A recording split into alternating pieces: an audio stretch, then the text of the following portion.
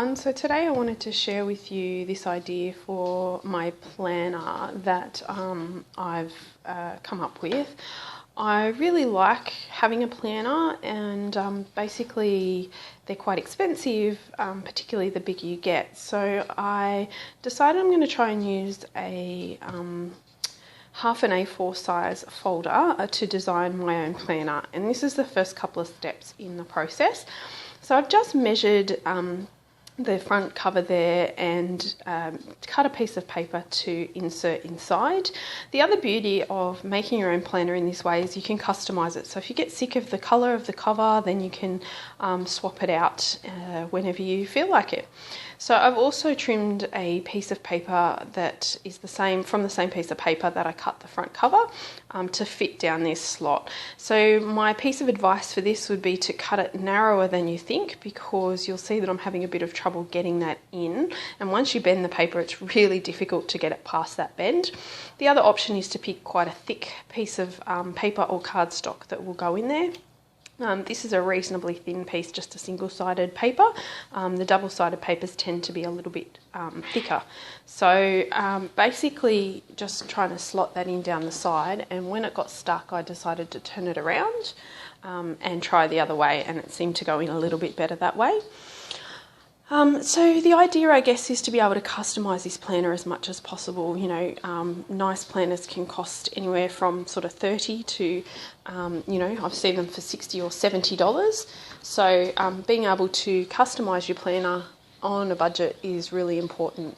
So this planner I purchased, well, the folder, sorry, I purchased from Officeworks. I think it was like $5, and then the majority of the supplies that I'm using in the planner are things that I already have in my stash.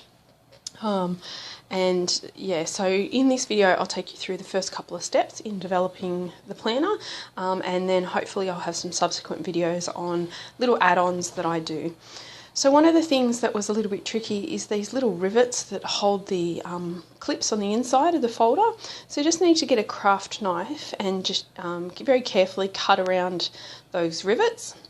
And that will release the plastic and be able to allow you to slot a piece of paper down the back as well. You could leave it plain if you wanted to, but I just think that piece of paper gives a little bit more character to the planner, and I've just chosen a pattern paper that coordinates with that piece on the front but is slightly different.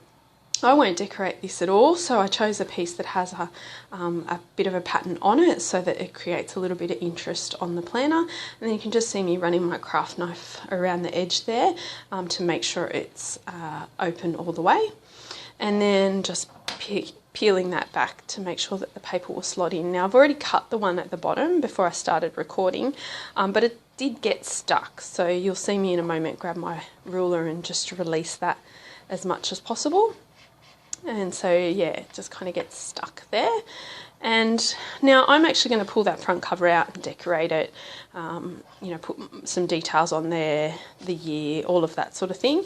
But just for the purposes of this video, I decided just to show you the process of getting that cover in and how I do that. And then in subsequent videos, you'll probably see me designing the cover, or at least you'll see in a video what I've done to create the cover, because it's really a personal preference how you want to decorate that. So that's the cover done, and then I will move on to show you how I made the pages that go inside. So you may have seen in a previous haul video I grabbed these paper pads. They were from the reject shop, but you can get them at Officeworks or any stationery supply place really. And the reason I grabbed these was they were so cheap. So you got a pad of 50, and they were $3 for a pad of 50. So I ended up grabbing 2 pads just so that I made sure I had plenty. And they're single-sided, so and quite thin. So what we need to do is actually stick them together back to back, so that there's a bit more sturdiness to the pages, and also it will just be a flow through on the planner where, you know, you go from week to week.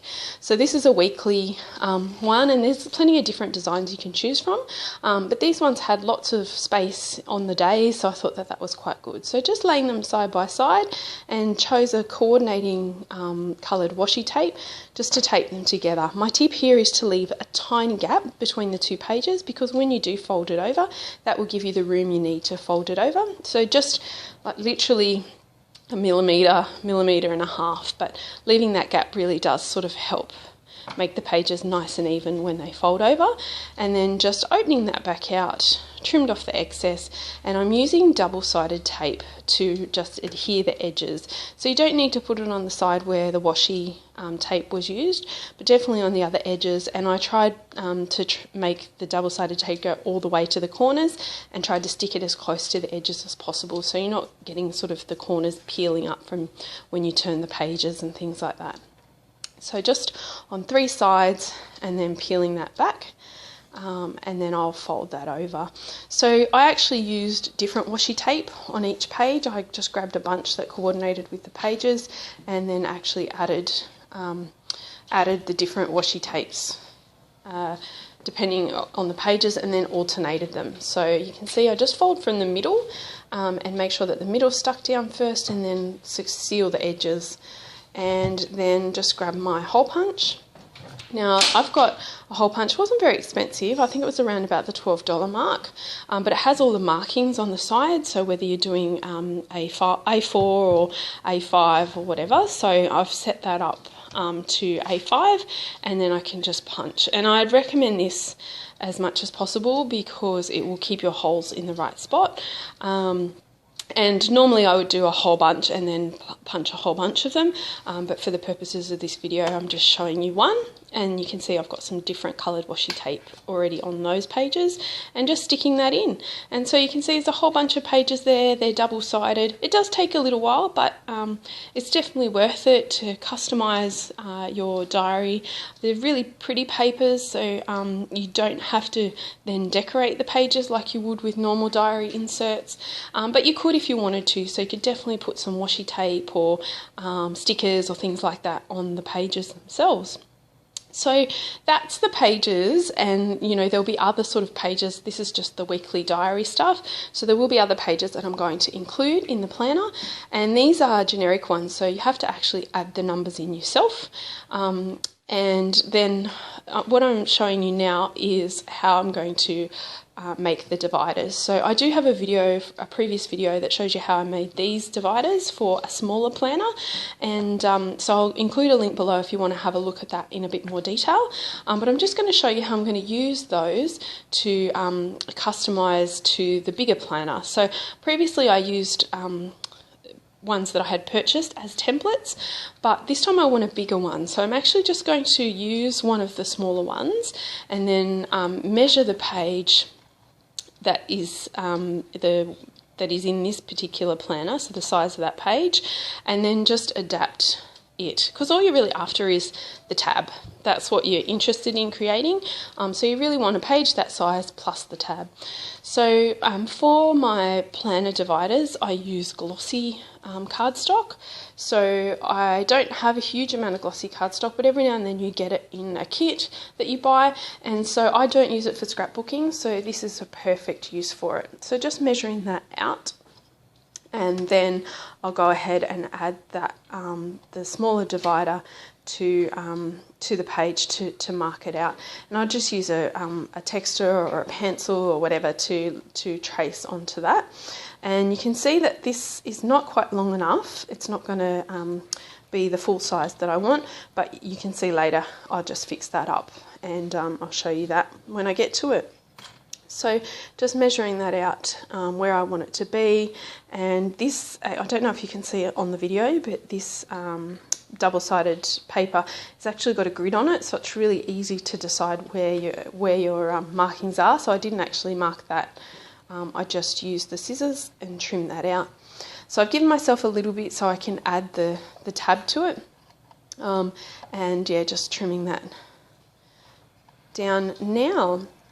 So I will decorate this as well, but at the moment it's quite plain, but I do have a few different colours that I can use, so I might use some different ones for the planner. So the reason I use the glossy cardstock instead of normal cardstock is usually there's a nice pattern, and it's a lot more heavy duty, so it holds up well to being a divider. So you can see me just marking out the tab there, and I just go all the way down, and then I'll just use my scissors and cut it freehand.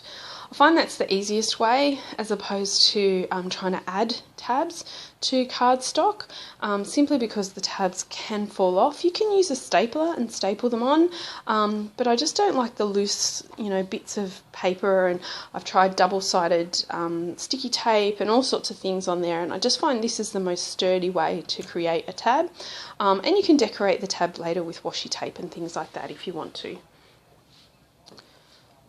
So the other thing I do like about this style of planner is you can see that in the inside front cover of the folder there's actually a clear pocket. So there's, you can stick things in there as well.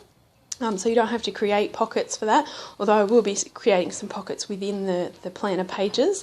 But there's some extra things, so you can pop a pen in there, or you can stick a to-do list in there, or things like that. And there's one of those on the back page as well.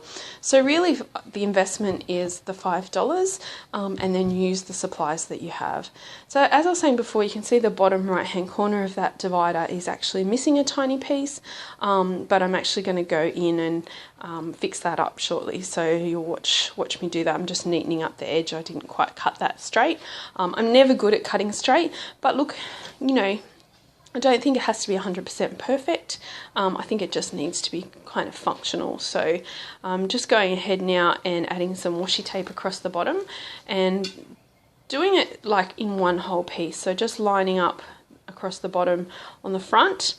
And it doesn't matter if you go over on the right hand side at the bottom there, because you can definitely trim that out later. And then just folding it over and going across the bottom on the back as well.